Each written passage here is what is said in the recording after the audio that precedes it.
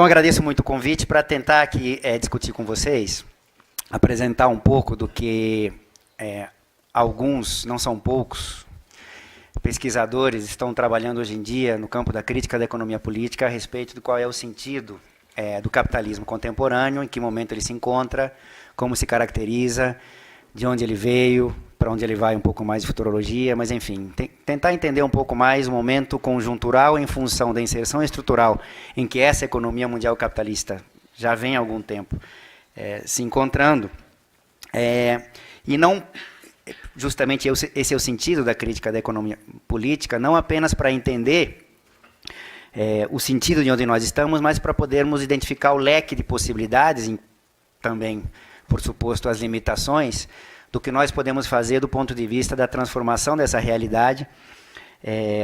Também dá para pensar na manutenção dessa realidade, mas, enfim, do ponto de vista da crítica da economia política, em última instância, como transformá-la, mas para transformá-la é preciso entendê-la. Se você não reconhece teu inimigo de saída, você perdeu de saída. Então, um pouco é esse o sentido que nos une a todos, no mundo inteiro, vários. Claro que temos brigas homéricas e nem tão homéricas assim entre nós, mas eu acho que esse é o princípio que baliza um pouco o sentido do que nós fazemos. O que eu combinei com a organização do seminário era falar sobre tudo ao mesmo tempo, em pouco tempo. Enfim, é impossível sem o mínimo de rigor que é necessário. Então, o que eu vou tentar fazer aqui é sempre uma tentativa. Bom, primeiro, desculpem, eu sei que tem alguns colegas que não estão muito acostumados com o português, me pediram para falar um pouco mais devagar. Eu sempre tento, quase nunca consigo, mas se eu estiver falando muito rápido, porque eu falo rápido independente da língua, porque é a origem italiana da família, então eu falo com as mãos, me mexo muito, e falo rápido. E pouco lá, um pouco cá, às vezes saem alguns palavrões, coisa de italiano, você deve lembrar, da família. Eu vou tentar falar devagar, se estou demasiado rápido, me avisa que eu tento dar uma... Bom, o que eu tentei, então, aqui trazer para vocês, na verdade, são dois conjuntos de coisas que é bem possível, quase certo, que o segundo conjunto fique um pouco prejudicado justamente pelo tempo. Primeira coisa, o primeiro conjunto é justamente discutir o capitalismo contemporâneo.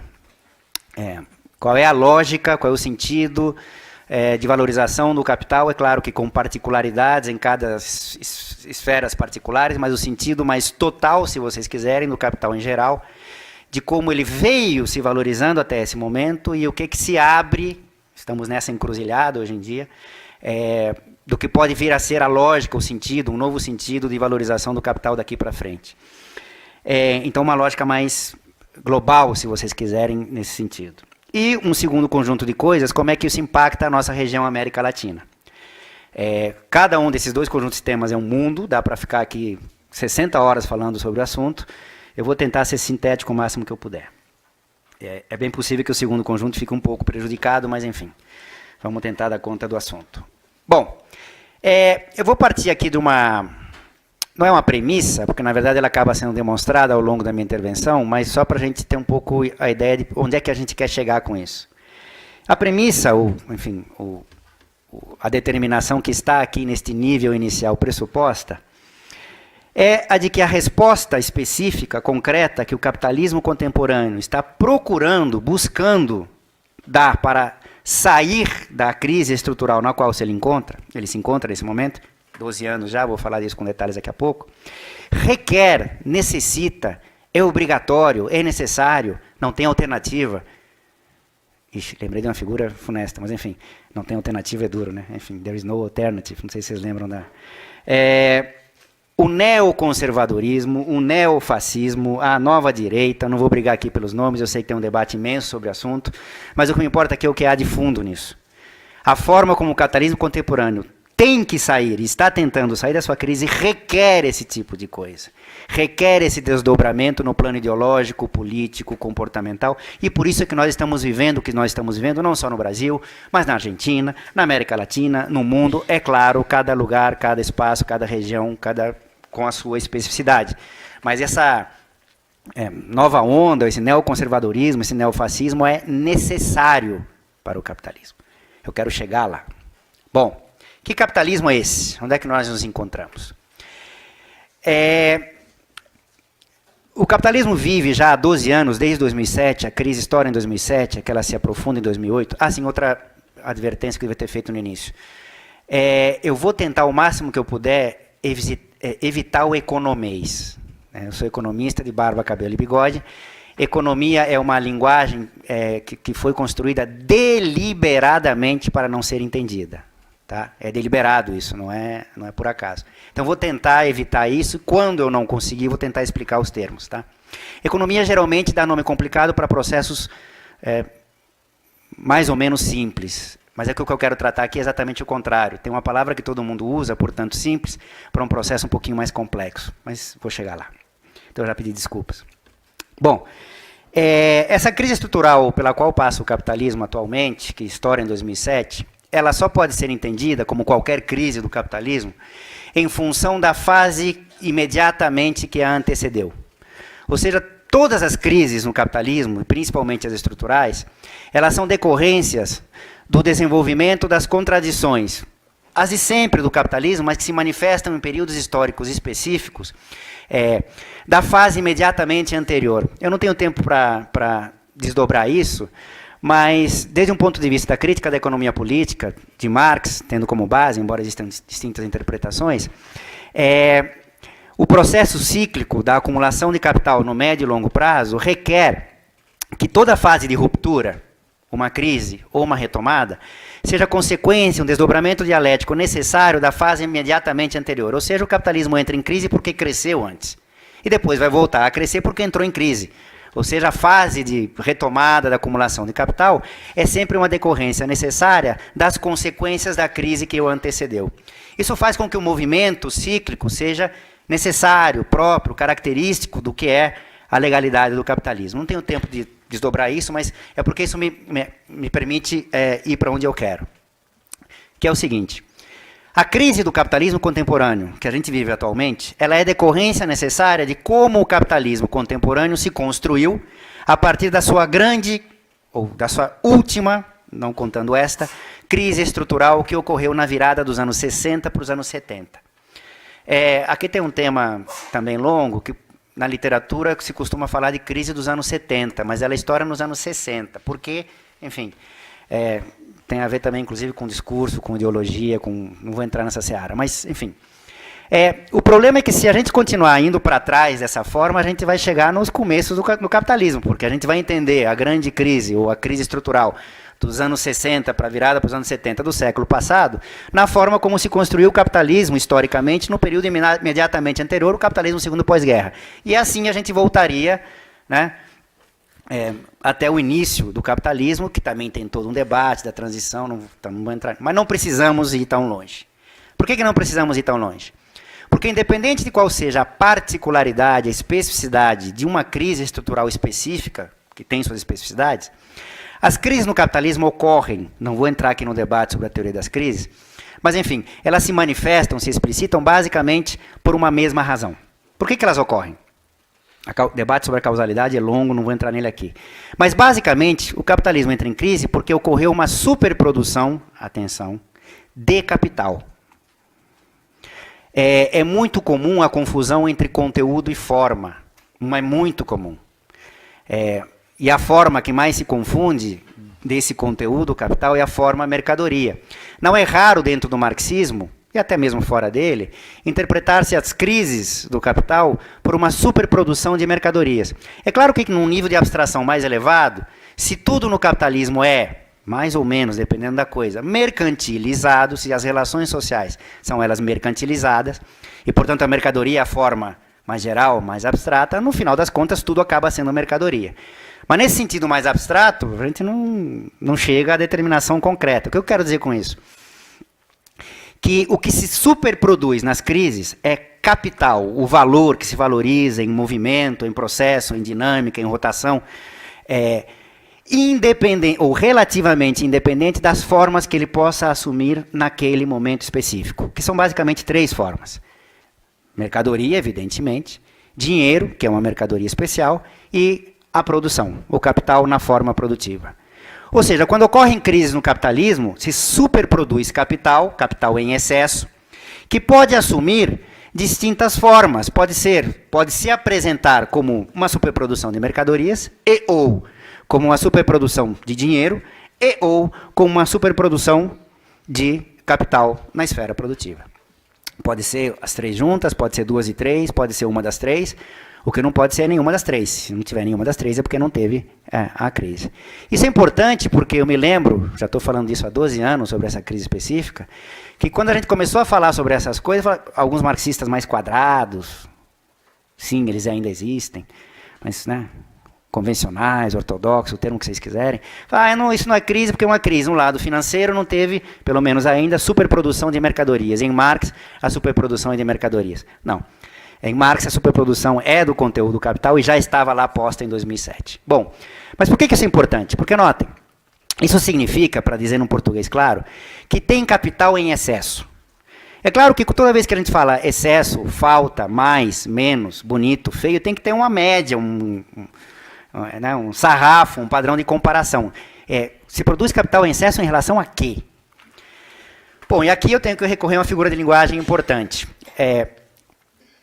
O capital, pela sua própria lógica, pelo que ele só tem como referente a si mesmo. O capital é narcisista. Ele se olha a si mesmo. O que significa dizer isso? Que quando a gente está dizendo que o capital se produz em excesso a si mesmo.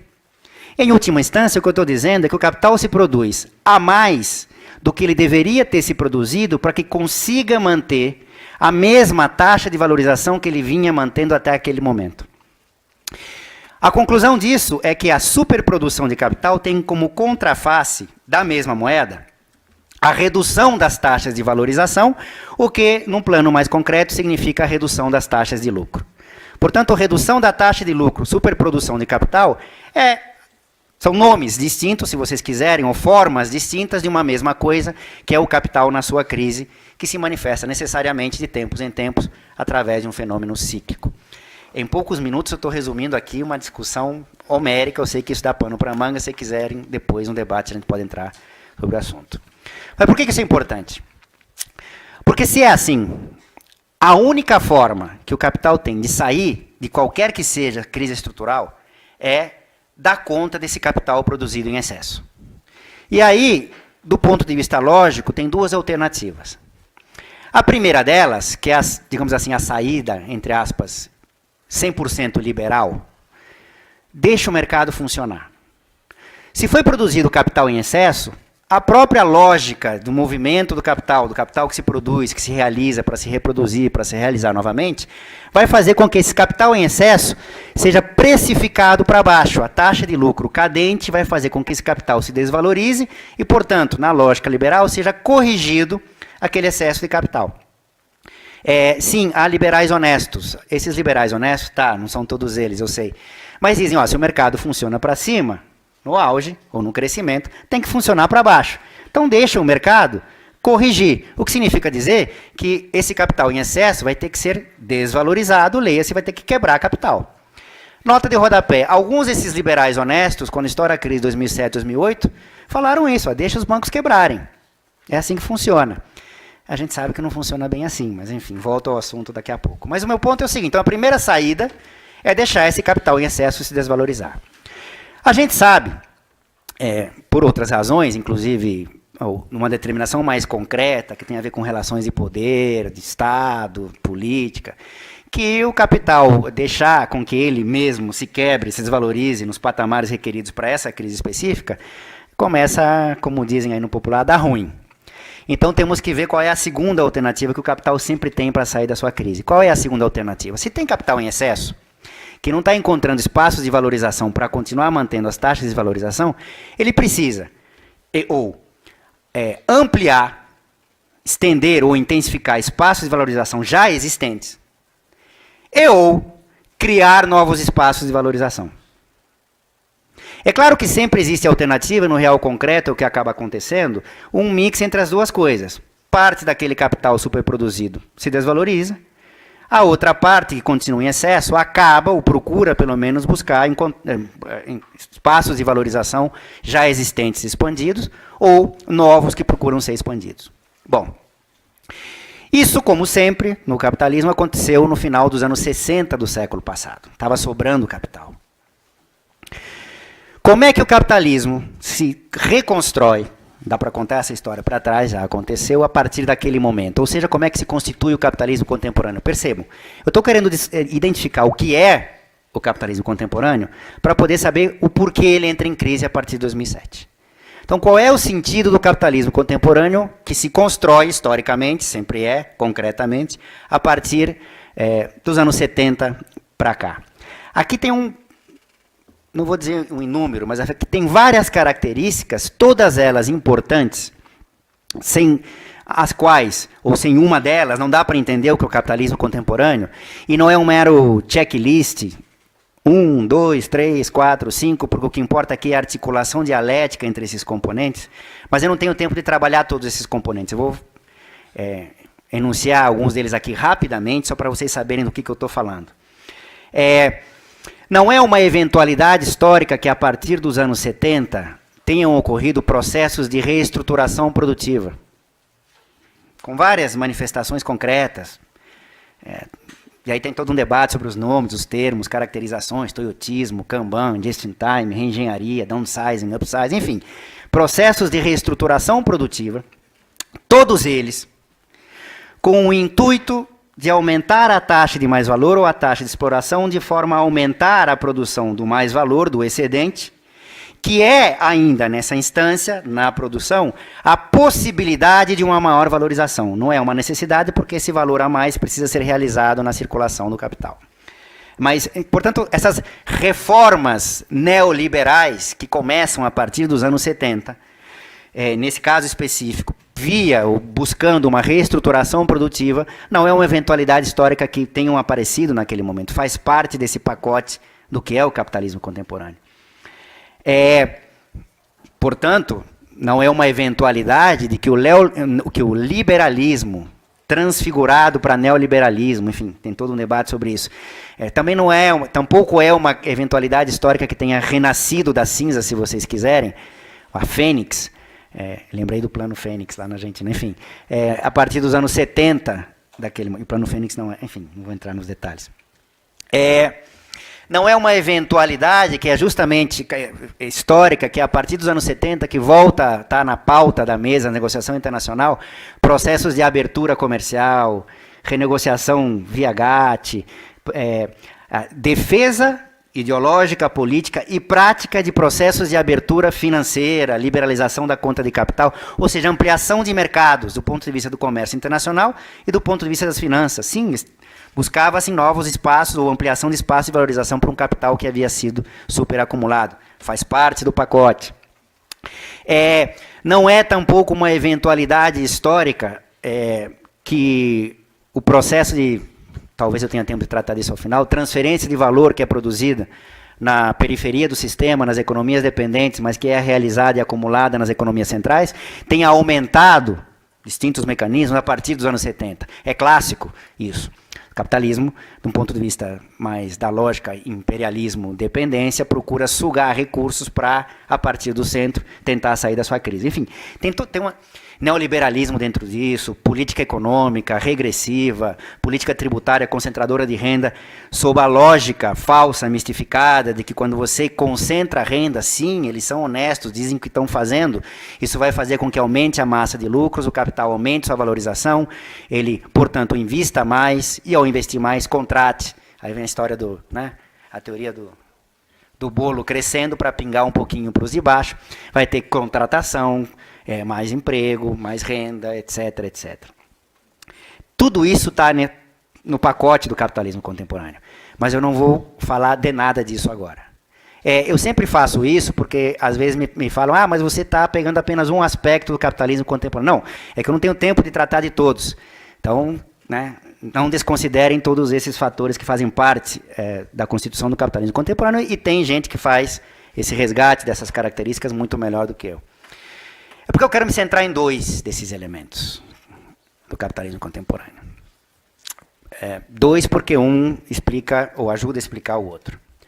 O primeiro deles é a rotação do capital. É um tema que o Marx trabalha na seção 2 do livro 2. chato demais de ler, mas assim, muito chato. Eu sei. E não é só porque o livro 2 não estava pronto para ser publicado, também por isso. Mas é porque a temática é chata.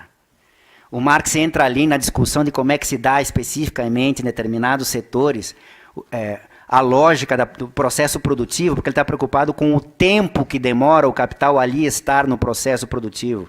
Ele gasta tempo sabendo como é que se dá ele não tinha terminologia...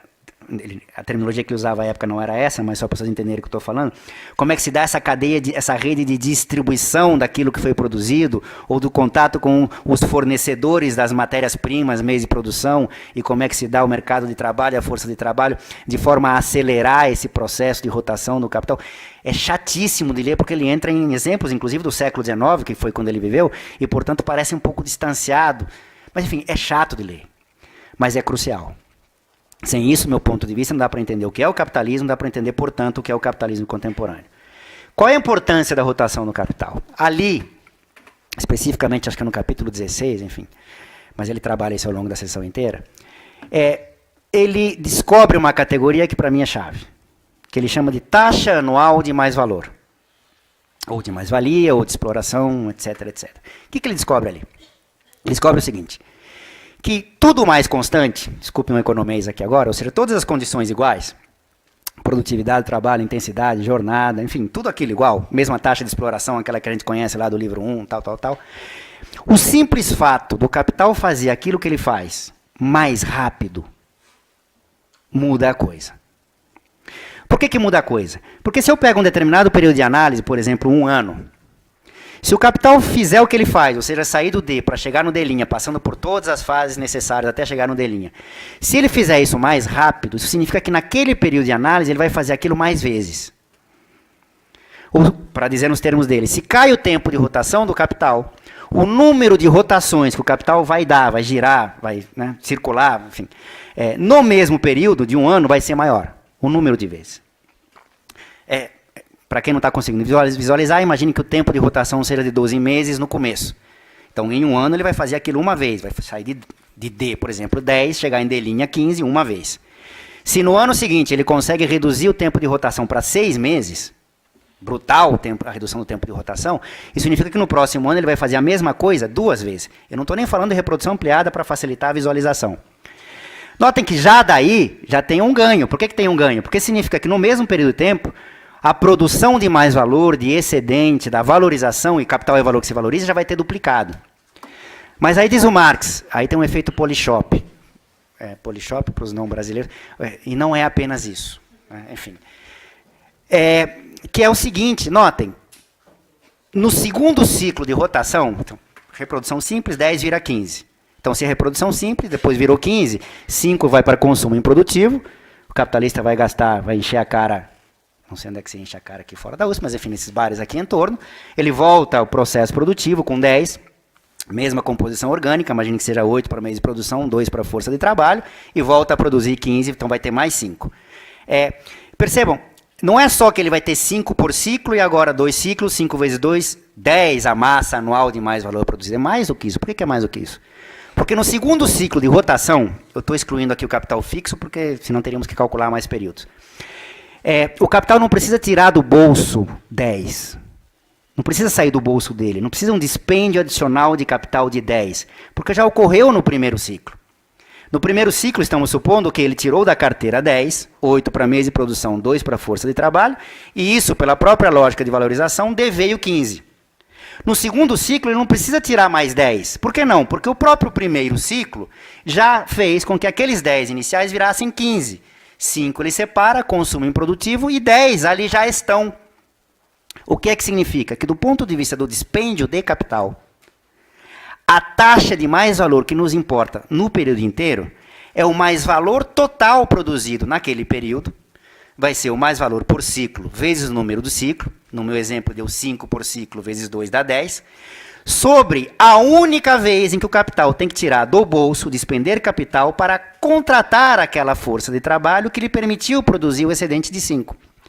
Isso significa que a taxa anual de mais-valor vai ser aquela taxa de mais-valor do livro 1 vezes o número de rotações. O que é que significa isso? que para a mesma taxa de exploração, ele sempre trabalha com o exemplo de 100%. Quanto maior for o número de vezes de rotações que o capital fizer o que ele faz, maior será a taxa anual de mais valor. E lá no livro 3, ele vai dizer, vai constatar, portanto, tanto maior será a taxa anual de lucro. Então o capital consegue se valorizar mais, ser mais de si mesmo, lembre-se, ele é narcisista, pelo simples fato de que faz as coisas mais rápido. Isso é uma descoberta genial.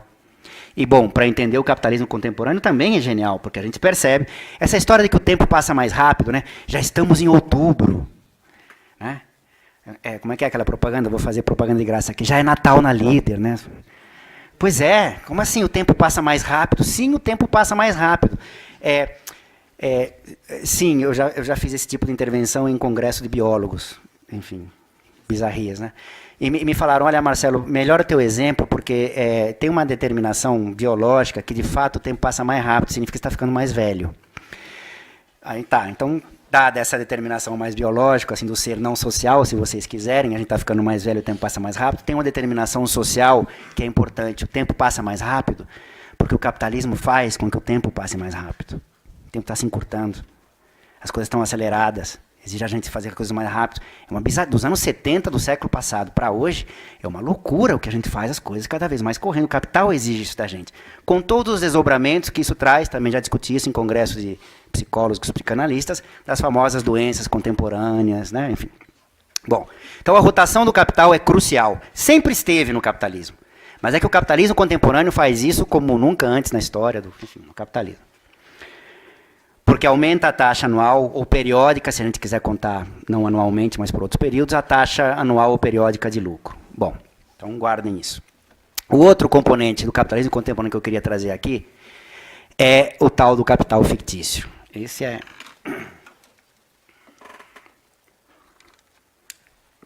Também nenhuma novidade, o Marx já tinha descoberto essa lógica do capital fictício no livro 3 do Capital. Já tinha... mas é que o capitalismo contemporâneo desenvolve isso de maneiras... Vou demonstrar isso. Primeira coisa importante aqui é por que voltar ao Marx lá de meados do século XIX na categoria capital fictício e não nos aproveitarmos de desenvolvimentos dentro do marxismo, com ganhos, desenvolvimentos mesmo, reais, concretos, de outras categorias. Por exemplo, a mais utilizada... por que eu não uso a tal financiarização em abstrato?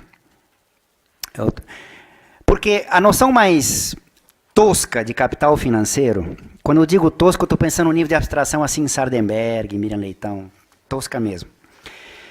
É aquela lógica que, num nível menos tosco, digamos assim, numa concepção mais keynesiana, se vocês quiserem, é pensar o capital financeiro como sendo aquele capital rapina. O capital que meramente se apropria e não produz nada, né? Só suga, vampiro, enfim. Se minha referência é a crítica da economia política, se isso é Marx, percebam que isso não faz o menor sentido, porque se você chama de capital financeiro o capital que meramente se apropria e não tem nada que ver com produção, e a gente lembra de Marx, a gente percebe que o capital faz, ao valorizar-se, os 10 virarem 15, não é que ele produz o excedente. Ele adquire, por intermédio da compra, pagando o valor da força de trabalho, é um pré-requisito, é a ética mercantil capitalista, tem que pagar o valor para adquirir o direito de poder apropriar-se do consumo, do valor de uso daquilo que você está comprando. Fui extremamente rigoroso aqui. Então, paga-se o valor, sim, é o pedágio da força de trabalho, qualquer que seja ele, luta de classes, tudo isso sabemos muito bem, para adquirir o direito de consumir o valor de uso da força de trabalho, que, para a sorte do capital, o consumo do valor de uso da força de trabalho, da capacidade de trabalho, é o trabalho, que é a substância, o fundamento do valor. Por isso, a valorização. Mas, ali, no português claro, o capital não produz. Ele adquire o direito de apropriar-se de quem verdadeiramente produz valor, que é a força de trabalho no exercício dessa capacidade de trabalho, que é o processo de produção. Portanto, se você está me chamando de capital financeiro, um capital que não produz, apenas se apropria, todo o capital é capital financeiro. E uma categoria que serve para tudo, bom, eu estudei um pouco de lógica, não serve para nada. A categoria serve para discriminar, tá certo? A adjetivação de capital financeiro serve para qualificar um capital financeiro diferente dos outros capitais não financeiros. Então, nessa abordagem mais tosca, keynesiana, se vocês quiserem, de entender capital financeiro como sendo mera apropriação de algo que não produz, se a minha referência é Marx, não me ajuda. Ah, mas tem o capital financeiro do Hilferding. É verdade. Qual é o meu? Aí eu, chato, carcanholismo, eu sou chato. Por que eu não acho producente, digamos assim, trabalhar com a categoria capital financeiro lá do Hilferding? Primeiro que a própria categoria tem questões em si. Enfim, vou apenas mencionar uma. O Hilferding, primeiro, ele estava pensando, tudo bem que às vezes ele acha que faz mais do que ele fez, mas o objetivo dele era tentar entender como é que se constrói um arranjo financeiro específico, datado, em determinado lugar. Ele quer saber como é que a Alemanha virou Alemanha. O lugar onde ele vive é com quem ele briga. Então ele quer saber como é que o arranjo financeiro, o financiamento de capital foi possível, de maneira específica, para levar ao que levou a ser o capitalismo alemão. Portanto, é uma categoria que ele pensa para um lugar específico, para uma época histórica específica. É que às vezes ele tem descobertas maravilhosas ali. Então ele tem uma base real concreta para ele achar que fez mais do que fez. Eu concordo com isso. Mas é específico. Vem o Lenin, que inclusive tem acesso ao texto antes da publicação, tem a tal do prefácio, que depois acabou sendo publicado, não foi mexido, enfim, tem todo um debate sobre isso. Há o Capital Financeiro do Hilferding, que sai em 1910.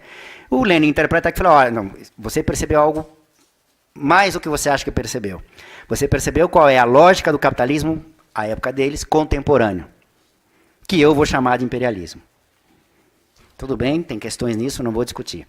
Mas o problema é que a categoria original capital financeiro entende como a fusão, a síntese, e a síntese aqui não apenas categorial, prático-econômica, mas também do ponto de vista do plano do poder, tinha toda uma...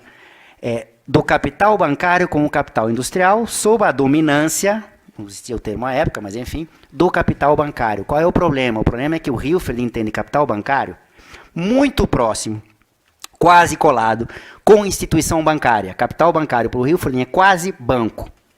E capital bancário em Marx não se restringe a banco. Capital bancário em Marx é categoria. Banco é uma instituição que pode cumprir as funções do capital bancário ou não, pode ser outra instituição. Capital bancário em Marx, no Capital, pode ser traduzido nos termos contemporâneos como sistema financeiro. Confundir o sistema financeiro com o banco enfim, esse é um dos problemas que eu tenho com a categoria. Outro problema, vou parar aqui.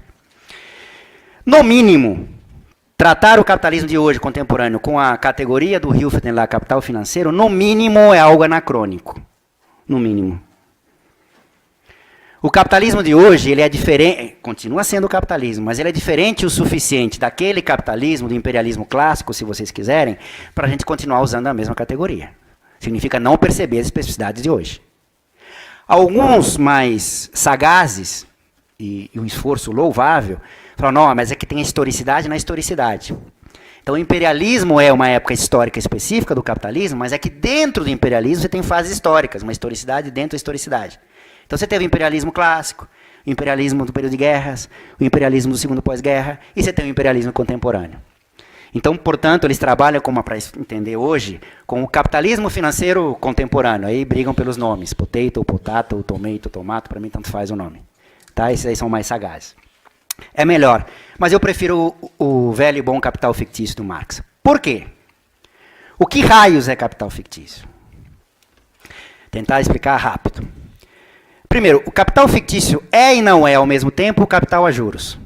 Mal traduzido em algumas edições para capital produtor de juros. Juros não é categoria da produção, é categoria da apropriação, mas enfim. Capital portador de juros em outras. O que é o capital a juros em Marx, lá no livro 3? Ele já é o desdobramento dialético do capital de comércio de dinheiro. Ele já está inserido na seção 4, que devém à seção 5 do livro 3, que é o que o Marx chama de processo de substantivação das formas do capital. Aquelas formas do livro 2, dinheiro, mercadoria, produção. Então, essas formas substantivadas, tornando-se autônomas do ponto de vista particular, de capitais particulares, mas fazendo parte da mesma totalidade articulada, mas é que você vai criando mediações entre isso. Então começa com o capital de comércio de mercadorias, aí aparece o capital de comércio de dinheiro, que se desdobra em capital a juros. O que é o capital a juros para Marx? É ali que aparece a terceira mercadoria especial do capitalismo. Conhecíamos duas do livro 1, dinheiro na ordem da exposição, e força de trabalho. As mercadorias são especiais no capitalismo não pelos seus valores, mas pelos seus valores de uso. E não os valores de uso concretos, resultantes do trabalho concreto útil de produzi-las, mas valores de uso com determinação social. O dinheiro é especial porque ele tem um valor de uso social formal de representar o valor das outras. Nenhum outro tem. A força de trabalho é especial porque tem o valor de uso. A capacidade de trabalho serve para trabalho, e trabalho é substância, fundamento do valor. Nenhuma outra tem. Bom, qual é a terceira mercadoria especial? Muito bem. Imagine que eu, Marcelo, sou o detentor de uma massa de valor na forma dinheiro, não precisa ser necessariamente na forma dinheiro, mas por razões óbvias é a mais fluida, se vocês quiserem, de 10. E posso, portanto, tenho a possibilidade, isso é crucial, de comprar 8 de meios de produção, 2 de força de trabalho, entrar no processo produtivo com aquelas condições do exemplo anterior, fazer com que aqueles 10 iniciais devenham 15, constituindo capital. Isso significa que meus 10 anteriores são capital em potência. Sim, aqui o Marx tinha o Aristóteles na cabeça, o dinamei. É a potencialidade. Nos Grundrisse ele é até explícito, no capital menos. Isso significa que eu sou o detentor da propriedade, eu sou o proprietário de um capital que tem essa possibilidade. Se eu vou exercê-la, concretizá-la, não é um problema meu. Eu faço o que eu quiser com aquilo que é meu. Capítulo 2 do livro 1. O que é meu, eu decido. Ninguém pode me obrigar a fazer aquela merda. Posso não fazer nada. Agora imaginem um outro indivíduo, professor Carlos Teixeira, ali muito bem instalado, que não tem 10. É verdade. O que eu contei é mentira, eu não tenho capital nenhum, né, nem de 10. Agora é verdade que o professor Carlos Teixeira não tem capital de nada. Agora eu vou contar uma mentira sobre o professor Carlos Teixeira. Imagine que ele seja um cara que fez um curso de capacitação no Sebrae, porque 10 é pequenininho, né, então tem que ser uma micro, pequena empresa.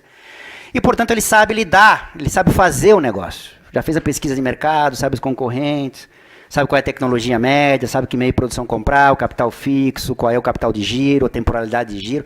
Conhece o negócio. Né? Tem capital humano para tanto. Nossa Senhora. Essa hora da manhã falar essas coisas. Vou contar uma coisa que talvez seja verdadeira nessa mentira toda. Assim. Ele tem um bom trânsito com a força de trabalho, com sindicatos, né? Então sabe como negociar com eles, vai ter que negociar salário, jornada de trabalho, intensidade de trabalho, né? Enfim. Vai ter que negociar essa porra, dá trabalho ser capitalista. Vai entrar no processo, está disposto a entrar no processo produtivo, administrar aquela merda, controlar se é salário por tempo, se é por peça, que tempo, hora de almoço, não tem almoço, enfim. Vai ter que negociar isso. Aí consegue um MLIM, a produção, tem que vender essa porcaria ainda. Não é simples. Tem que ter uma rede de distribuição, tá? É micro, pequena empresa, também não é... Dá trabalho, mas ele está afim. Problema dele. Só que ele não tem os 10 iniciais. Eu tenho, e não estou afim. Mas podemos entrar numa negociação, podemos estabelecer uma relação social. Como toda e qualquer relação social no capitalismo, é uma relação social mediada por compra e venda de uma mercadoria. Mas qual é a mercadoria que eu vou vender e ele vai comprar? Essa capacidade que o meu valor na forma de dinheiro 10 tem de vir a ser 15.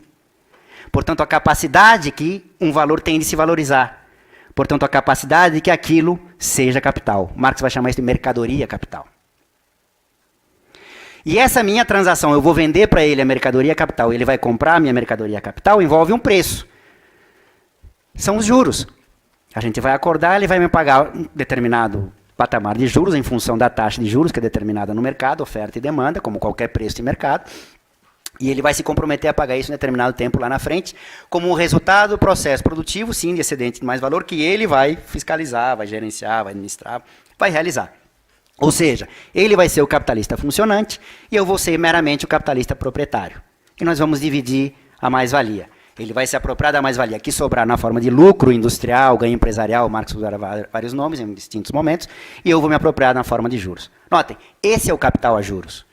Eu, Marcelo, sou o proprietário de um capital que existe, pré-existe, mas já tem uma potencialidade de ser algo mais, materializado no corpo do dinheiro na magnitude de 10. Ele existe, vai entrar no processo produtivo e a produção vai nos permitir, ao ratearmos, a apropriação em função da produção. Bom, capital fictício é algo mais complicado. O Marx, em determinado momento, chegou a dizer que esse era o momento do fetiche, o momento último do fetiche do capital. Quando o capital, na sua particularidade, crê, acredita, porque é real, concreto, na particularidade minha, que 10 viram 15, pelo simples fato de serem 10. Na minha ótica, a inserção social eu comecei com 10 em dinheiro, terminei com 15 em dinheiro. Então, na minha ótica, porra, dinheiro gera dinheiro. E no plano particular, isso é verdade, é o fetiche último do capital. Quem sou eu para dizer que o Marx errou? Eu só acho que ele foi meio apressado, esse não é o limite último do capital. Ele já vem demonstrando na sessão inteira que o aprofundamento do fetiche do capital envolve o desaparecimento no plano particular de algumas formas do capital. Então, percebam, no capital de comércio de mercadorias, a lógica do comerciante é comprar a mercadoria e vender a mesma mercadoria. É DM de linha. Produção já ficou escondida. Ela está escondida, velada, mistificada, fetichizada. No capital de comércio, o dinheiro já tinha aparecido, mas ainda era um lucro comercial. No capital de juros, já é os juros. A forma mercadoria já ficou escondida, porque eu estou fazendo D de linha. Pois é, o capital é tão danado, mas é tão danado, que ele consegue ir um pouco além no seu fetiche. Ele faz, inclusive, com que suma a forma D. Por que sobra? O linha. É o sonho do capital, ser puro conteúdo sem nenhuma forma. Pois é, o capital fictício consegue isso. Como? Professor Paulo. Não tem nem os 10 mil, é verdade, não tem capital nenhum. Não fez nenhum curso do Sebrae como o professor Teixeira, é verdade, também você não acredita no negócio de capital humano, tal, muito bem para você. E nada, né? Mas imaginem que a gente tenha irmão, tá, Teixeira? Então, 5 de excedente, 2,5 para você, 2,5 para mim, estamos resolvidos. Então, até porque a taxa de juros faz parte da tendência, igualação das taxas, enfim, não vou discutir isso. E o professor Paulo não tem nenhum nem outro, mas ele vive, e aqui não importa de como viva, mas ele vive com uma renda, portanto, com uma apropriação de 2,5 por período. Em T mais 1, em T mais 2 e assim por diante. Eu sou proprietário da mercadoria capital e vivo também, T mais 1, com 2,5 de renda. Professor Teixeira não é proprietário da mercadoria capital, capitalista funcionante, mas também vive com 2,5 de renda. Né? A sociologia contemporânea, baseada em Weber, acha até, inclusive, que somos da mesma classe social, porque ganhamos o mesmo extrato de renda, né? E classe social se divide por extrato de renda. E tem uma base real concreta para isso. Ganhamos mais ou menos a mesma coisa, tendemos a morar mais ou menos nos mesmos bairros, a ter mais ou menos o mesmo padrão de consumo, frequentarmos os mesmos clubes, enfim, temos uma inserção social que parece, de fato, que somos iguais, porque ganhamos o mesmo nível de renda. O capitalismo é tão danado, que consegue aumentar essa percepção, que é mistificada, mas é real concreta, de que fazemos parte de uma mesma. Só que aí vamos pular você, tá? Ele vai vir direto para cá. O que ele faz? Ele pega uma folha de papel em branco e escreve o seguinte: repasso. Pode ser nominal ou pode ser aberto. O direito de apropriação futura. Então já tem uma base aqui, a expectativa de que você continue vivendo de 2,5, perceba 2,5 ao longo do tempo. Mas eu repasso o direito de apropriação nesses 2,5 no futuro a quem hoje me pagar quanto vale este direito. Tudo bem? Qual é o preço disso? Notem, se vale o exemplo que eu dei, a taxa de juros é 2,5 que eu estou ganhando, sendo que 10 são meu, de início, propriedade minha. Portanto, taxa de juros de 25%. Tudo bem? Propriedade de 10 ganha 2,5. Se espera que no futuro a taxa de juros fique em 25%, quanto é que vai valer hoje o direito de apropriação futura de 2,5, ou seja, trazida por valor presente? Isso é matemática financeira simples. Vale 10. Então ele leva o papelzinho dele no mercado, qualquer outra pessoa aqui vai dar 10 por esse direito de apropriação de 2,5 no futuro, e ele constituiu 10. O que aconteceu aqui? Percebam, é a inversão da coisa. Qual foi a lógica de inserção social dele? A expectativa, futuro, de vir a apropriar-se de um valor que pode ser que exista ou não lá na frente, de 2,5, é antecipada, é trazida para o tempo presente, precificada, dada a taxa de juros, a 25%, no valor de 10. Então a expectativa de apropriação construiu aquilo que eu, Marcelo, já tinha. Ele se tornou igual a mim. Daí para frente, somos proprietários de uma mercadoria capital. É o contrário. É a inversão total. O capital a juros, o capital pré-existe como potencialidade, mas ele pré-existe. A produção acontece primeiro e depois nós rateamos a apropriação. A apropriação como decorrência da produção, que parece óbvio. O capital fictício é a completa inversão disso. Está claro isso ou não? E daqui se constrói uma infinidade de coisas. Por que se constrói uma infinidade de coisas? Porque, primeiro, ele e quem comprou o papel, isso aqui é uma transação, inclusive jurídica, na expectativa de que a taxa de juros se mantenha ao longo do tempo em 25%. As duas colegas aqui da frente falam, esses caras estão loucos. A taxa de juros sobe, desce, ela é volátil. Aí ela vem e fala, eu acho que vai subir, sei lá, em algum período de tempo. Ela fala, eu acho que vai cair. Como assim? Quer apostar? Quero. O que elas fazem?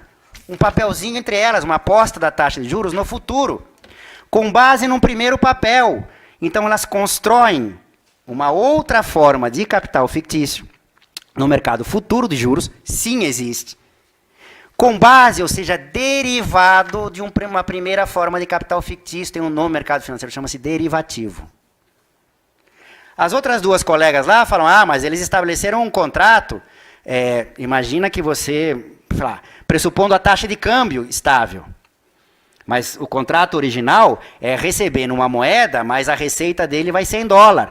Então pressupõe uma taxa de câmbio estável no futuro. Não, a taxa de câmbio é volátil, todos nós sabemos. Ela fala, eu acho que vai cair. A outra lá fala, eu acho que vai subir. Fazem um outro papelzinho e transacionam um derivativo de câmbio no mercado futuro de câmbio. Eu vou ficar aqui até amanhã. Todos nós aqui fizemos esses papeizinhos com base na expectativa de, e se der ruim? Um apostou na compra, o outro na venda. O que apostou na compra e se dá para o outro lado? Vai perder dinheiro. Lembra? Eu não sei se você apostou na alta ou na baixa. Se acontece o contrário, você perdeu dinheiro. Você sabe disso antes. O que você faz? Acho que eu vou comprar um seguro. E você compra um seguro para se assegurar daquilo do outro lado no qual você não apostou. Tudo bem? Outro papelzinho. Mas a empresa seguradora que te vendeu isso, e está vendida, linguagem de mercado, desculpem, para o outro lado. Ela também quer fazer um seguro. E faz, chama-se mercado de resseguros. Eu vou ficar até amanhã aqui. É isso que isso sempre esteve no capitalismo, mas é que isso se acelera de uma maneira tão brutal a partir dos anos 70, que passa a dominar a lógica de valorização do capital, atenção, não apenas nos mercados financeiros, onde quer que esteja o capital, inclusive no ambiente produtivo. A lógica de valorização passou a ser essa, a lógica fictícia de valorização do capital, esteja onde ele estiver. Tudo bem? Foi? Bom, tem que avançar. Não marquei que horas que eu comecei, então, enfim. Para um pouco. Respira, ponto, parágrafo. Daqui corremos um perigo de voltarmos para aquela interpretação tosca do capital financeiro. O capital fictício, portanto, nada mais é do que um papelzinho, portanto, um direito de apropriação sobre um valor futuro, por suposto, mas justamente por ser futuro, ele ainda nem existe. Portanto, esse capital é mera apropriação e não é produção. E voltamos para aquela... né? Não é tão simples assim. No capitalismo nada é tão simples. Por que não? Por causa da rotação do capital. Percebam. O Marx percebe nas seções 4 e 5 do Capital, do livro 3, que o processo de substantivação das formas, capital, comércio, mercadorias, capital do comércio, dinheiro, capital a juros, e culmina no capital fictício. A cada desdobramento dialético, o capital, em geral, aprofunda a rotação do capital. Ele consegue fazer mais rápido aquilo que ele já vinha fazendo. No capital fictício, isso é tão insano. A melhor maneira de mostrar que eu tenho é isso. Não há maneira mais inteligível de perceber a aceleração do tempo de rotação do capital pelo capital fictício do que recordar que o capital fictício traz o futuro para o presente. Se isso não for acelerar o tempo, eu não sei o que é. E não é de volta para o futuro, tá? A máquina do tempo. Pelo menos não, ainda que eu saiba. De repente já inventaram e eu não estou sabendo. O capitalismo é danado. Inventam as coisas que a gente não sabe, vem saber depois. Ele acelera tanto o tempo de rotação do capital que traz o futuro para o presente. Qual é a implicação disso para o capitalismo contemporâneo? A aceleração da rotação do capital é brutal, em função da penetração da lógica fictícia e valorização em todas as searas, que faz com que aquela taxa anual ou periódica de mais-valor, portanto de lucro, se incremente. Portanto, embora o capital fictício não contribua diretamente, é isso, uma questão de mediação, não contribua diretamente para o processo de produção de mais-valor, contribui indiretamente ao acelerar a rotação do capital, para que o capital que produz o mais-valor, sim, o faça de maneira crescente. Portanto, o capital fictício, desculpem aqui a linguagem funcionalista, mas só para vocês entenderem, tem uma disfuncionalidade, ele mesmo não produz diretamente. Mas tem uma funcionalidade, porque indiretamente, pela mediação da rotação, contribui para que a coisa se acelere. Como tendência, quando prepondera a funcionalidade, o capitalismo vai de vento em popa. E o foi, de alguma maneira. Nunca dá para comparar as taxas de crescimento do capitalismo mundial do seu último ciclo de crescimento, do segundo pós-guerra, não dá. O segundo pós-guerra é... Eu não sei porque as pessoas falam 30 anos gloriosos, eu nunca entendi isso. A Segunda Guerra acaba em 45, a crise estoura 67 e 68. 30 onde? Bom, falar 30 anos sobre todos os anos que existe capitalismo, estatisticamente é nada, é zero. É um ponto fora da curva, não vai acontecer de novo. Então não compara com aquele não, tá? Então, alguma taxa de crescimento preponderou a funcionalidade. Antes de estourar 2007, ninguém reclamava de capital financeiro. Confessem. Alguns de nós, vamos incluir no meio, ficavam torcendo para o William Bonner, sim, ele já fazia isso lá naquela época, e vi no Jornal Nacional, e dizer que a taxa que corrigia a poupança tinha aumentado. Oh, beleza, fiquei mais rico. Mentira que você ficou mais rico? Não, é verdade. Você ficou mais rico do ponto de vista individual particular. Mas aumentou a taxa de juros. Qual é o efeito disso macroeconômico para a totalidade? Bom, você se é da classe trabalhadora. Ninguém reclamava do capital financeiro. Passaram a reclamar a partir de 2007. Por quê? Porque começou a preponderar a disfuncionalidade. Vou explicar. Ensaios para essa grande crise estrutural já vem de algum tempo, tá? Em 87 quebrou a bolsa, lá atrás. Não se, a bolsa de Nova York, tá? Não é a bolsa de São Paulo para o mundo é nada, é zero, tá? Bovespa é nada, não existe. Para o mundo não existe. Quebrou a de Nova York em 87. Não estourou a crise. Em 2001 estoura a bolha das .com. Opa, já podia ter estourado em alguns momentos, poderia falar de outros. Eu não vou dizer por que não estourou nesses momentos. Eu vou dizer por que quando estoura. No mercado subprime imobiliário americano, em 2007, a coisa contamina rapidamente o mundo inteiro. Mercado subprime imobiliário americano, o termo mais importante aqui é o sub. Subprime é uma espécie assim do que está, quais são as garantias, os colaterais para aquilo. Bom, o mercado imobiliário como qualquer outro, né? Você financia, você compra a tua casa, compra mais ou menos que você não tem dinheiro. Então você pede dinheiro para o sistema financeiro, não necessariamente banco comercial, e portanto você é dono, mas não é. Porque você tem ali uma hipoteca que diz que você ainda não é e vai pagando aquela hipoteca, quando terminar de pagar a casa passa a ser sua. Se por alguma razão você para de pagar, pela razão que seja, você não só não tem recuperado tudo que pagou, como perde a casa porque é do banco. É um sistema tradicional de hipoteca. Só que o que é o subprime? Fazia-se esse esquema de financiamento de casas para quem tinha baixa probabilidade de vir a pagar o empréstimo. Não é brincadeira. Saída de penitenciárias nos Estados Unidos. Tinha banquinha daqueles bancos. A pessoa saía da prisão e já tinha um financiamento para casa. Ah, mas eu nem arrumei emprego ainda, não importa. Está aqui, ganhou uma bolsinha, né, com bonezinho do banco, né, milhagem, e toma um financiamento para casa. Vocês vão dizer, esses caras eram loucos? Loucos não, a concorrência força você aí cada vez mais. Concorrência no capitalismo funciona assim.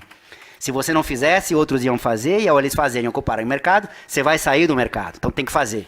Concorrência te obriga a fazer essas coisas. Bom, isso foi acontecendo. E qual era a roda, qual era a engrenagem desse assunto? Estava no momento de alta, inclusive no mercado imobiliário. Então o preço das casas estava subindo. Então, do ponto de vista de quem tomou empréstimo, independente de como é que eu vou pagar esse negócio, eu, sei lá, financei uma casa de $500 mil, tenho que pagar um empréstimo de $500 mil, mas uma vez contratado o financiamento, o mercado continua em alta, sei lá, daqui a algum tempo já está valendo $1 milhão. O que eu faço? Porra, eu vendo a casa por $1 milhão, pego 500 mil, supondo que eu não paguei nada lá atrás, quito a dívida, ainda ficou com $500 mil, os chamados novos ricos da classe média nos Estados Unidos naquele momento. E o que eu faço? Dou entrada numa casa melhor ainda. Ao dar entrada numa casa melhor ainda, eu estou aumentando a demanda pelas casas, então estou mantendo uma base real concreta para esse preço em ascenso dessas casas. Tudo bem? Então é um círculo virtuoso de crescimento dos preços desses imóveis. Agora, ciclo é assim, se vale para cima, vale para baixo. Na hora em que começa a se desconfiar, porque real e concretamente já alguns pararam de pagar os financiamentos, os bancos, porque banco é isso, melhor, sistema financeiro, as instituições financeiras, se elas têm um crédito, um papel que diz elas vão receber alguma coisa, é porque elas tomaram emprestado. O negócio do capital bancário é esse, é tomar emprestado para emprestar. E eles ganham, tá, eu sei que hoje em dia a gente ganha até paga até por respirar no banco, mas enfim, o negócio mesmo do capital financeiro é a diferença entre a taxa de juros do passivo, aquela que ele se comprometeu a pagar para quem coloca o dinheirinho lá, e a taxa de juros do ativo, que é do passivo para quem colocou o dinheiro, e a do ativo que ele vai recuperar em otorgando empréstimos. É isso que se chama de spread bancário. Então, se ele emprestou, é porque ele tomou emprestado, ou seja, para dar uma linguagem, desculpem o termo, só para vocês entenderem, ele tinha que alavancar aqueles empréstimos para aqueles imóveis. Como é que ela fazia? Eles pegavam aqueles papeizinhos, aquelas hipotecas, e botavam uma porrada de papelzinho junto. Um título da IG Seguradora Britânica, um título do governo americano, sei lá, da Renault, da Toyota, da Ford, e faziam um fundo, né, de papéis que tinham nomes engraçadíssimos. Era assim, brilhantes os nomes. Claro que você tem que dar um nome bonito para as pessoas comprarem aquilo. Aí você contratava as agências de risco, sim, aquelas, para dar nota para aqueles fundos de investimento. Nota de rodapé. Um pouquinho antes de estourar a crise, se estima que um pouquinho mais de 50%, porque essas empresas de risco, agências de risco, são privadas e vendem ações na bolsa. Pois se estimava que isso é volátil, que em determinado momento, um pouquinho antes do estouro da crise, mais da metade dessas ações era de propriedade dos próprios bancos que pediam nota. Ou seja, é como se nós professores, entregássemos para os alunos e deem nota. Né? Claro, tudo A, mais plus, né? Enfim, tudo bom para ser comprado. Tudo isso se disseminou esse tipo de investimento no mundo. Todo mundo comprou esse negócio, inclusive estados nacionais. Tinham partes das suas reservas internacionais, nos chamados fundos soberanos, aplicados nesse tipo de investimento. Quando estoura lá no mercado subprime imobiliário americano, quebra lá o Fannie Mae e Freddie Mac, porque se vale para cima, vale para baixo, a instituição financeira quebrou, porque não teve o pagamento das hipotecas. Se ela não tem o pagamento, ela não tem como pagar aquilo que ela pediu emprestado. Se ela pediu emprestado, alguém emprestou. Quem emprestou não consegue mais. E tem um efeito dominó para baixo. Se é um círculo virtuoso no crescimento, é um círculo vicioso para baixo. Foi pegando todo mundo. Todo mundo, literalmente. Economia mundial, porque aqueles papeizinhos compunham os fundos de investimento que tinham os nomes engraçadíssimos. Tudo bem? Por isso que o estouro dessa bolha, se vocês quiserem, em 2007, se manifesta, se espraia rapidamente, questão de dias, para uma crise econômica estrutural do capitalismo, na qual estamos até hoje, que se expressa na superprodução de capital, como todas as crises estruturais. Só que agora, qual é a especificidade? É uma superprodução de capital fictício. Esses direitos de apropriação futura sobre um valor que ainda nem foi produzido. Enquanto se confiou que existia esse valor lá na frente, esses mercados financeiros continuavam precificando, trazendo para hoje. Quando você começa a desconfiar que este direito de apropriação que você tem não vai ter do que apropriar-se, ou pelo menos não na mesma magnitude lá na frente, é que nem dança das cadeiras, você vai repassar o mico. Ou seja, na hora que estoura, todo mundo quer se livrar dos papeizinhos. Eu tenho um excesso de oferta desses papéis. Até o Sardenberg sabe que quando eu tenho um excesso de oferta de qualquer coisa, qual é a tendência do preço? Cair. Foi o que começou a acontecer, caiu, quebrou. O Lehman Brothers, não é qualquer coisa, tá? Foi vendido a um preço simbólico de $1. Então eu podia comprar. Não pode porque os dealers são só alguns. Enfim, tem essas coisas também. É livre mercado, pero não mude. Mas aí quando chegou no Goldman Sachs, aí o Goldman Sachs não pode. Os liberais, quando estoura a crise, falam, deixa quebrar todo mundo, liberais honestos. Os outros, o Goldman Sachs não pode. Por que não pode? Bom, aí vocês devem ter visto vários documentários que mostram as relações. Você aqui Eu sei que está sendo gravado, eu já assinei o negócio de direito de imagem, vocês vão divulgar esse negócio. Então eu vou dizer um negócio assim bem... Digamos que o Goldman Sachs tem relações carnais com o governo americano, não é de hoje. Todos os secretários do Tesouro, todos do Board de Econômica, já foram, estarão, ou já foram e continuarão estando e virão estar de novo depois de saírem no Board do Goldman Sachs. Então o Goldman Sachs não pode quebrar. Quando não pode quebrar, opa, então aí vem sempre o de sempre para ver como é que se faz o nosso velho conhecido Estado. Não pode deixar quebrar. Lembrem-se da passagem de bastão do governo americano Bush, o filho.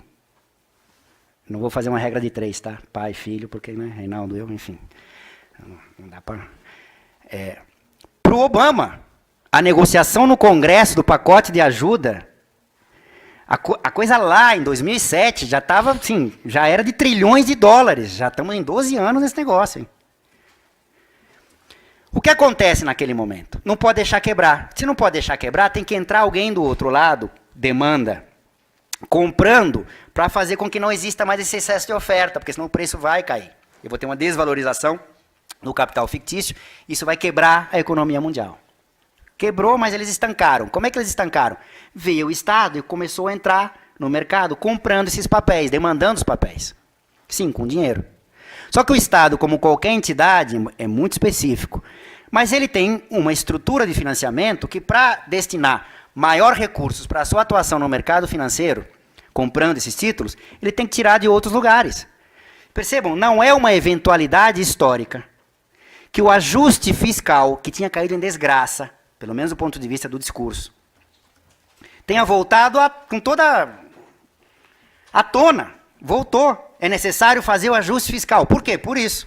O Estado precisa retirar recursos de outras rubricas, para dizer no português claro, precisa retirar recursos das despesas não financeiras, saúde, educação, habitação, tudo isso que a gente conhece, para redirecionar essas verbas para a atuação no Estado, nas despesas financeiras, para não permitir que aquele capital fictício superproduzido fosse desvalorizado, aprofundando a crise mundial. Só que o tamanho do rombo era tão grande, mas tão grande, que não deu o ajuste fiscal. O que o Estado faz? Pede emprestado. Atenção, a dívida pública não nasce aí, ela é constituinte do modo de produção capitalista. O Marx já foi bastante claro, inclusive, a nos mostrar isso lá no Capital, no século XIX. O crescimento do estoque da dívida pública tampouco é uma novidade. Ele ocorreu desde já há um bom tempo, inclusive durante as etapas neoliberais mais explícitas, esse discurso de que o neoliberalismo é para reduzir dívida, enfim, podemos discutir isso depois, então não é novidade.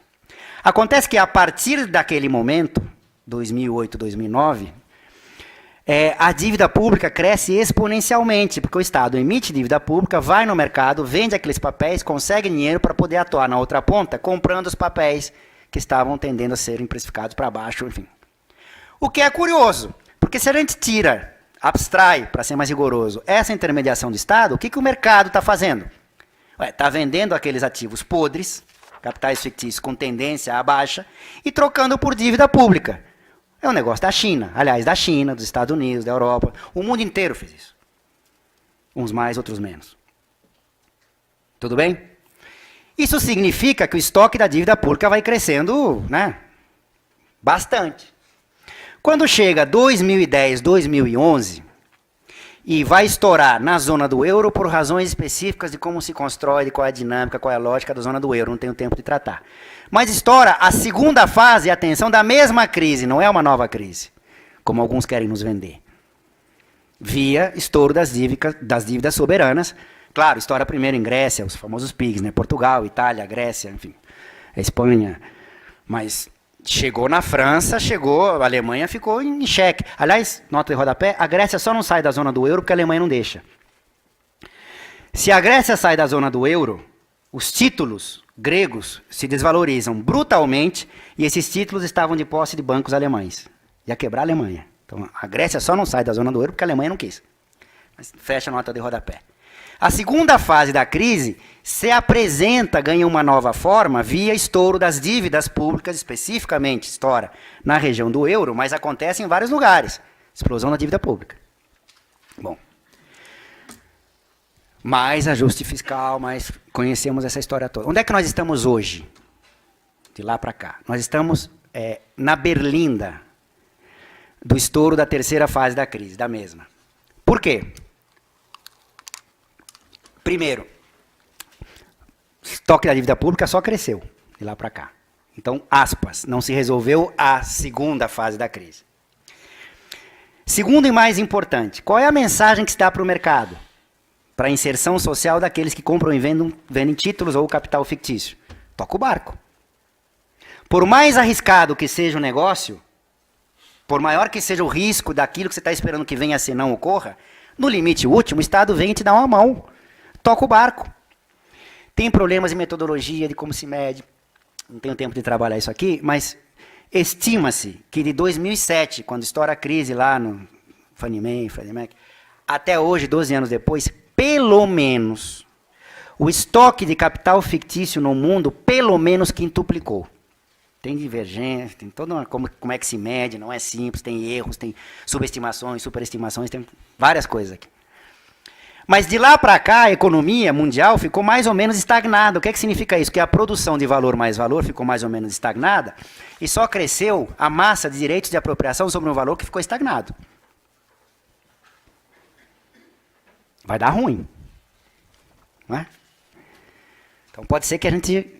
Estamos na berlinda da terceira do estouro, que volta a ser, tende a ser uma manifestação, já com o estoque da dívida pública aumentado, mas via sistema bancário de novo. Eu tomaria cuidado com os bancos que vocês têm dinheiro guardado, mas enfim. O meu ponto aqui é o seguinte, para fechar isto. Percebam, ajuste fiscal já está no pacote. Mas ajuste fiscal, eles mesmos dizem isso, é só para ganhar tempo. Por que ganhar tempo? Porque o problema não está sendo, aspas, corrigido. Qual é o problema? Você tem uma massa de direitos de apropriação sobre um valor que não se espera que, pelo menos tão cedo, venha a ser produzido na mesma proporção.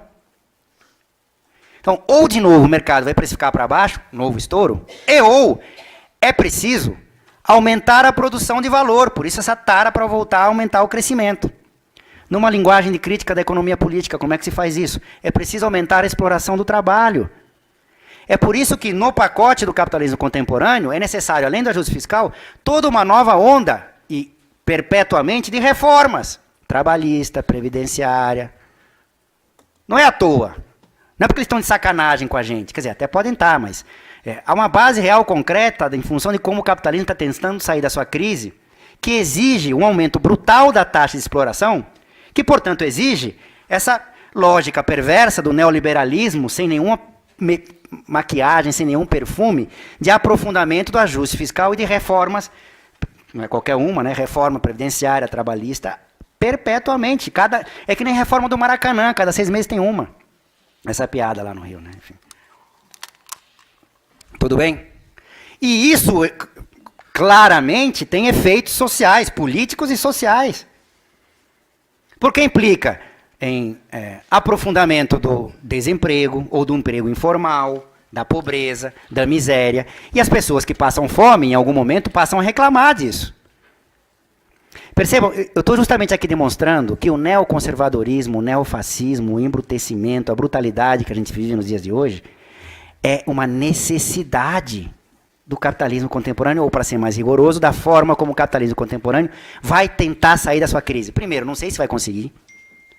E segundo, mesmo que consiga e voltemos a crescer, vai ser sobre as nossas costas. De uma forma ou de outra, já está sendo sobre as nossas costas. Tudo bem, não? Bom, eu tenho pouquíssimo tempo. Acabou. Eu falei que a América Latina ia ficar para nunca. Mas eu preciso fazer referência a algo importante, que diz respeito, inclusive, ao caráter do seminário. Notem, tudo isso que eu tentei mostrar para vocês, de maneira simples, e em alguns momentos até simplória, portanto com falta de rigor, dado o tempo, foi tentar mostrar para vocês qual é a lógica de valorização do capital nos dias de hoje, no sentido mais geral. Claro, mostrando momentos distintos do ciclo. E se fez sentido isso que eu falei para vocês, da valorização fictícia, isso se espraia em vários aspectos. Do ponto de vista da crítica da economia política, alguns autores estão tentando resgatar também a seção 6 do livro 3, a teoria da renda da terra. Porque, ao contrário do que o marxismo ortodoxo convencional continua pensando, o Marx ali não estava pensando apenas numa teoria específica de como determinada fração do mais-valor vai ser apropriada na forma de renda da terra pelos proprietários da terra na terra, no setor primário agrícola, digamos assim. O que o Marx ali estava colocando era uma pergunta crucial para o capitalismo sempre. Aquilo que o capital, o D que vira D', precisa ser produzido em algum lugar. E como tudo no capitalismo, eu tenho a propriedade privada, sim, inclusive do lugar onde aquela produção capitalista acontece. Notem, desde o início o Marx está pensando ali não apenas no setor primário, ele está pensando em tudo. É claro que ele está exemplificando com o que ele tinha à época. A teoria da renda da terra do Marx passa, portanto, pelo resgate de o que permite, nesta lógica específica da ética mercantil capitalista, um monopólio, a propriedade monopólica do espaço onde a produção capitalista ocorre, dá direito a quem tem essa propriedade se apropriar de uma fração do mais-valor, na forma de renda. Da terra ou não, não importa. E por que isso é importante no capitalismo contemporâneo? Porque, notem, o espaço onde a produção capitalista ainda vai acontecer. Ela não aconteceu ainda. Portanto, é a precificação de uma expectativa de apropriação de um valor futuro que ainda não foi produzido. Quanto é que vale aquele espaço? Aquele espaço tem que valer, está relacionado com a maior capacidade ou menor que determinada massa de valor tem de valorizar-se ali, mas ainda não se valorizou. Portanto, o preço da terra ou do espaço da produção capitalista tem, na sua determinação, eminentemente uma natureza fictícia. Tanto mais valerá esse espaço, quanto mais se acredita, vai ser possível apropriar-se, na forma de renda, da propriedade daquele espaço. Tudo bem? E, portanto, o preço desses espaços passa a ser determinado nos mercados futuros. Tem uma bolsa de mercado futuro, não é em Nova York, é em Chicago. O que só confirma a dependência, inclusive, dos nossos países. A gente tem grau de autonomia zero na determinação desses mercados futuros. Portanto, essa lógica de valorização fictícia, tudo que eu contei para vocês, infelizmente, pelo menos do meu ponto de vista, tem tudo a ver com o momento em que o capitalismo está, como ele está tentando sair da sua crise, como o fascismo, o neofascismo, o conservadorismo, o neoconservadorismo está dando porrada na nossa cabeça e tem tudo a ver com o tema desse seminário. Eu espero que pelo menos essa mensagem eu tenha conseguido deixar. E a América Latina a dependência a gente discute pelos corredores depois, enfim. Obrigado e desculpem por falar rápido e por, enfim...